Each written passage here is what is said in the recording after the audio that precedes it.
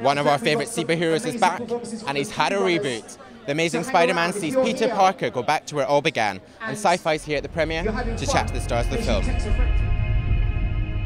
This life is not an easy one.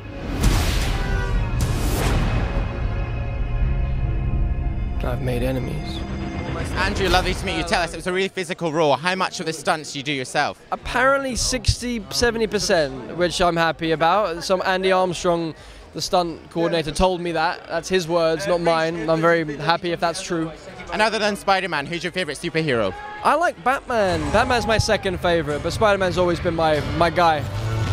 My dad has 500 officers looking for you. 500?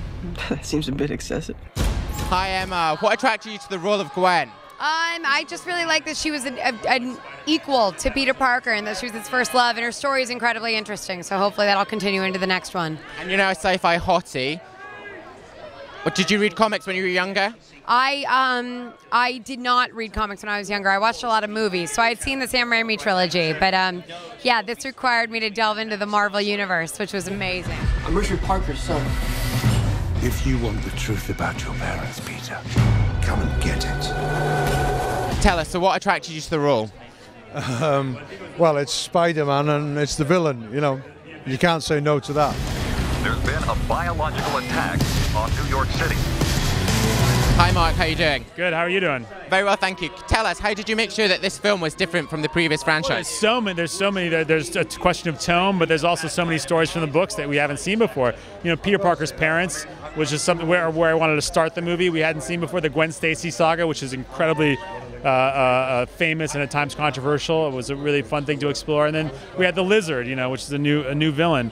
And I wanted to explore, you know, the orphan story, this idea that this kid had been left behind. And really, for me, the movie is about a kid who goes out looking for his father and finds himself. I gotta stop him.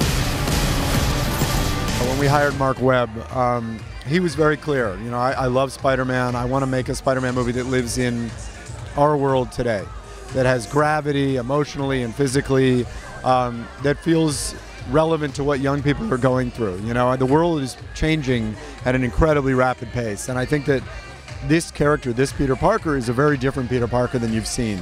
And there's so many things about the movie. It's shot in 3D, it's got mechanical web shooters and the Gwens, I mean, it's on and on. It's very, very different, but true to the spirit and heart of Peter Parker. Yeah.